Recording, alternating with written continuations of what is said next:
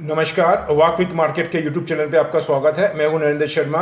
आज रविवार है और आज अगर रशिया यूक्रेन की अगर मैं बात करूं तो लगभग 24th डे से भी ज़्यादा होने आया, मतलब 24 दिन से युद्ध चल रहा है, लेकिन अभी भी समाप्ति की कोई किरण नहीं दिख रही है, कोई आशा नहीं दिख रही है। बीच में दो दफ़े ऐसे न्यूज़ आए थे कि युद्ध लगभग समाप्ति की ओर है, लेकिन अभी भी उसके अंदर कोई फाइनल आउटकम नहीं आ रहा है। मैं आपको शुरू से बोलता हुआ आ रहा हूँ कि मुझे ऐसा लग रहा है कि यूक्रेन एक मोहरा है, एक उनको अपना दूसरा जो मैटर है जो वो बताना चाहते हैं उसका उद्देश्य कुछ अलग है, और ये बहुत पहले से सोची समझी रणनीति है। इस पर बात भी हो रही है, बीच बीच में आप देखेंगे तो काफ़ी एक्सपर्ट्स इस पर डिस्कस भी कर रहे हैं। तो मैं आपको यही बताना चाहता हूँ, ये रशिया और चाइना की एक जॉइंट वेंचर के हिसाब से ये रणनीति बनाई गई है, ऐसा लग रहा है। क्योंकि इतने जब रशिया के बारे में ये बोला जा रहा था कि ज़्यादा से ज़्यादा 2 या 3 दिन के अंदर वो उसके ऊपर कंट्रोल कर लेगा और ये जो वॉर है या युद्ध है ज़्यादा नहीं चलेगा, लेकिन अभी भी जिस तरीके से सपोर्ट मिल रहा है आपको जेलेंस्की को, यूक्रेन के प्रेसिडेंट को, और वो यूएसए में जाकर के उनकी सेनेट को एड्रेस कर रहे हैं, ये सभी बातों को देखते हुए रशिया भी अपने अंदर बिल्कुल भी कमजोरी या वीकनेस नहीं बता रहा है। ये बात यही संकेत दे रही है कि यहाँ पे अभी भी और लंबा युद्ध चल सकता है। चलो, ये हमारे बस में नहीं है, इसके अंदर अभी किसी की भी जो प्रिडिक्टेशन थी वो सही नहीं जा रही है। रही बात अब हमको मार्केट के ऊपर, इसका मार्केट के ऊपर क्या इफेक्ट करेगा, क्या पड़ सकता है, तो मैंने आपको बताऊंगा।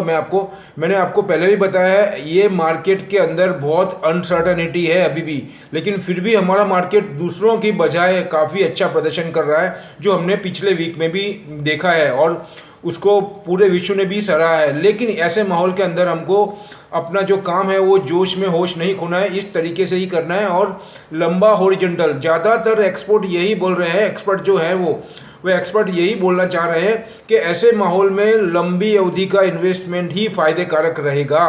तो ऐसे में मैं आपको ये बताना चाहूँगा, अभी मैं आपको बोलना चाहता हूँ, welcome to my channel walk with market पे आपका स्वागत है। और दूसरा मैं बोलना चाहूँगा, ये मैं आपको वीडियो जो है छुट्टी के दिन पूरी तहकीकात करने के बाद ही मैं आपको बना करके दे रहा हूँ, और जो मेरा मेन फोकस है वो है हमारा मार्केट। तो उसके तहत मैंने जो LME लंदन मेटल एक्सचेंज की पूरी रिपोर्ट है, जो लेटेस्ट न्यूज़ है, उसके बाद में चाइना की न्यूज़ है, रशिया की न्यूज़ है, ये सभी न्यूज़ जो करंट बड़े बड़े जो चैनल्स है और जो न्यूज़ है उसके ऊपर मैंने स्टडी करके ये आपको बताना चाहता हूँ।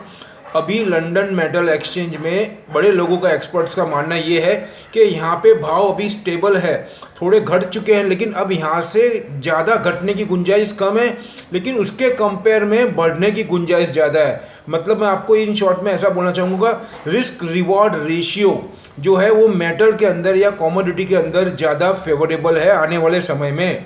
ऐसा विश्व के, हमारी तैयारी तो होती ही है, लेकिन उसको जब हम वर्ल्ड के एक्सपर्ट्स के और जो सिचुएशन है उससे कंपेयर करते हैं तो हमको ये परिस्थिति का मतलब एहसास होता है कि हम कहाँ खड़े हैं। तो उसके तहत ही मैं आपको बोलना चाहता हूँ, मैंने 2 आइटम निकाली है जो भी है अभी मार्केट के अंदर। उसके तहत मैं यही बोलूँगा कि जो इंडस्ट्रियल के अंदर ग्रोथ बता रहे हैं, उसके बाद में इंडिया के अंदर भी इंफ्रास्ट्रक्चर को लेकर के, चाइना के अंदर जो उनका टारगेट दिया है 5.5 GDP का, वो अचीवेबल है बहुत इजीली। उसके बाद में साउथ कोरिया का एग्जांपल मैं आपको दूंगा अभी। ये सब बातों को देखते हुए मुझे भी ऐसा लगता है मेटल के अंदर बुलिशनेस तो है, और रिस्क रिवॉर्ड जो रेशियो की बात हो रही है वो उसमें भली भांति बहुत ज़्यादा मतलब कॉन्फिडेंस बढ़ रहा है। तो उसके तहत मैं आपको नेल्को बताना चाहूँगा। नाल्को जो नेशनल एल्यूमिनियम, ये PSU है, 117 पे बंद हुआ है ये, और उसका जो 20 डेज़ का जो वॉल्यूम है और 20 डेज़ का जो डिलीवरी है वो मैं आपसे शेयर करना चाहूँगा। आप देख सकते हैं कि 70 lakhs, near to 70 lakhs every day, ये जो एवरेज निकलता है उसमें 20 दिन का जो एवरेज है उसके अंदर per day near to 70 lakh का करीब उसके अंदर डिलीवरी जा रही है। इससे भी अंदाज़ा लगा सकते हैं आप। दूसरा मैं बोलना चाहूँगा, ये PSU है, गवर्नमेंट भी सभी समझ रही है इंडस्ट्री को, गवर्नमेंट के जो रुझान अभी आ रहे हैं उसको देख करके, इंटरनेशनल जो रुझान है बड़े बड़े इन्वेस्टर का, उसको देख करके हम ये अंदाज़ा लगा सकते हैं आने वाले टाइम में एल्यूमिनियम के अंदर जो इनोवेशन हो रहा है, मेन रीज़न है इनोवेशन। दूसरा, रेलवे के अश्विन कुमार बार बार बोल रहे हैं कि पूरे रेल के अंदर जो आपको बोलूँगा मैं, वंदे भारत है, ऐसी जो ट्रेन है लगभग 160-170 ट्रेन बनाने की बात आ रही है। उसके बाद में 2 से 2.5 लाख जो अपने वैगन है, मतलब जो फ्रेट के लिए, वो बनाने की बात आ रही है। उसके अंदर ज़्यादा से ज़्यादा अगर मैं पैसेंजर की बात करूँ तो उसके अंदर एल्यूमिनियम का यूज़ होने वाला है, मॉडिफाई एल्यूमिनियम। एल्यूमिनियम मतलब जो aluminium compare to metal steel से भी कंपेयर कर सके। आजकल मॉडिफिकेशन का इतना ज़माना है, उसी के तहत, क्योंकि उसके अंदर उसकी कॉस्ट ऑफ प्रोडक्शन बहुत लो जाती है, 1/3 होती है स्टील के कंपेयर में। तो उसको देखते हुए बहुत सारे मैटर है जिसके ऊपर बहुत लंबा वीडियो बन सकता है, कॉस्ट को लेकर के, प्राइस को लेकर के, ड्यूरेबिलिटी को लेकर के, ये सभी मैटर इसके अंदर फेवरेबल है एल्यूमिनियम में। तो ये मैं बोलना चाहूँगा आपको। उसकी फेस वैल्यू है, आपको मैं बोलना चाहूँगा 5 रुपये है। तो उसके तहत मैं आपको अभी इसका हाईएस्ट जो है 52 वीक हाई वो 133 के करीब है और 117 रुपये पे चल रहा है, और अभी ये ज़्यादा डाउन टर्न नहीं जा सकता है। मैक्सिमम मुझे लगता है कितना भी ज़्यादा ख़राब परिस्थिति हो, ये 110-11 के नीचे जाए ऐसा मुझे नहीं लगता है। लेकिन अगर मैं देखना चाहूँ तो 5-7 रुपये के रिस्क के सामने ये 145 से 50 रुपये बहुत जल्दी जा सकता है।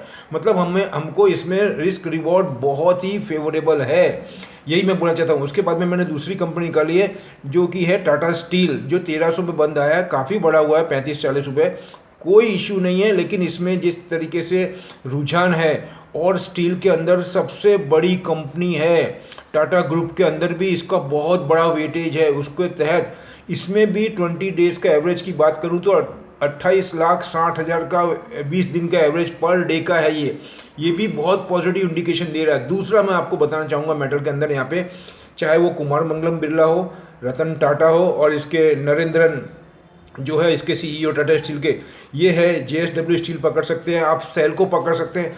सभी में बहुत ज़्यादा कैपेक्स हो रहा है। कैपेक्स का मतलब है ज़्यादा से ज़्यादा नया इन्वेस्टमेंट, अपनी कैपेसिटी को बढ़ाना, प्लांट को बढ़ाना, जो फिलहाल पोजीशन है या जो फिलहाल कैपेसिटी है उसको बढ़ाना।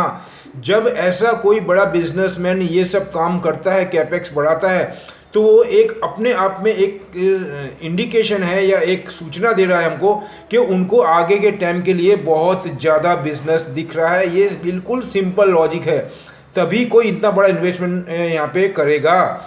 दूसरा मैं आपको बहुत पॉजिटिव एग्जांपल देता हूँ कि पिछले 15 दिन में, 8-10 दिन के अंदर आप देखेंगे, 12 से 15 दिन होने आए हैं, निकल की डिमांड के अंदर LME में जो ट्रेड थे वो भी बंद कर दिए गए थे। उसमें ड्रामेटिकल डिमांड आई थी, एक ही दिन के अंदर कई गुना निकल के भाव बढ़ गए थे। इसकी वजह से लंदन मेटल एक्सचेंज को वो क्षेत्र के अंदर, निकल के अंदर पूरी जो डील थी या जो ट्रेड थे उसको बैन लगाना पड़ा था, और जो सौदे हुए थे उनको उसको भी उन्होंने कैंसिल किए थे। ये भी एक सवालिया निशान है पूरे वर्ल्ड के मेटल मार्केट के ऊपर। तो ये बात तो एक अलग मैटर है, लेकिन इससे हमको मेटल क्षेत्र में कितना डिमांड है वो हमको पिक्चर क्लियर होता है। दूसरा मैं आपको बताना चाहूँगा, इंडिया के अंदर आपको मालूम है, मैंने एक दफ़े वीडियो भी बनाया हुआ है, फिर मैं दोहराना चाहूँगा। आज के 15 साल पहले जब पॉस्को वर्ल्ड की सबसे बड़ी स्टील की कंपनी है साउथ कोरिया की, जब वो अपने उड़ीसा के अंदर प्लांट डालने आई थी, तब दूसरी गवर्नमेंट थी, उन्होंने इसको परमिशन नहीं दी और ये मैटर पूरा क्लोज हो गया था। उसके बाद में उन्होंने अपने पूरे एफर्ट्स लगाए थे, लेकिन अब उन्होंने ये डील करी है। और आपको ये भी बताना चाहूँगा, बहुत ही तेज़ गति से काम भी चल रहा है पॉस्को का।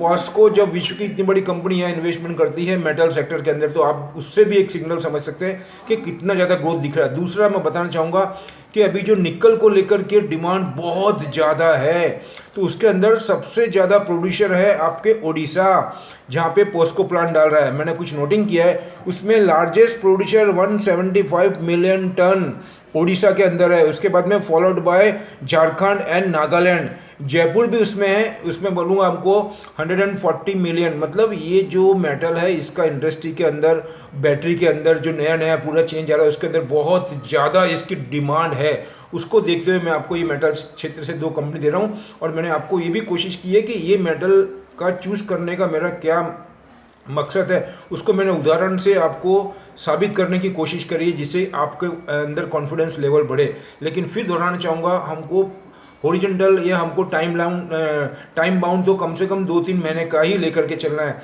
जिससे कि ऐसा कोई भी इंसिडेंस जो मार्केट के अंदर खाना खराबी कर सकता है, उस टाइम हम वेट एंड वॉच करके उसमें थोड़ी राह देख सके, और वहाँ से मार्केट अच्छा है और जो प्रोडक्ट अच्छी है, कंपनी अच्छी है, वो वापस से रिबाउंड मारती है। इतना ही बोलना चाहूँगा। दूसरा बोलूँगा, ये मेरी अपनी स्टडी, अपना एनालाइज है, आप अपना डिसीजन अपने एक्सपर्ट के गाइडलाइंस लें। और अगर मेरे वीडियो अच्छे लग रहे तो मैं रिक्वेस्ट यू, प्लीज़ आप जाने से पहले अपने दोस्तों को शेयर करें, और जो नए हैं उनको अनुरोध करता हूँ अगर आपको वीडियो अच्छा लगा तो इसको सब्सक्राइब भी करें और बेल आइकन भी दबाएं। मिलेंगे अगले वीडियो में कुछ नए सब्जेक्ट के साथ में। जय हिंद।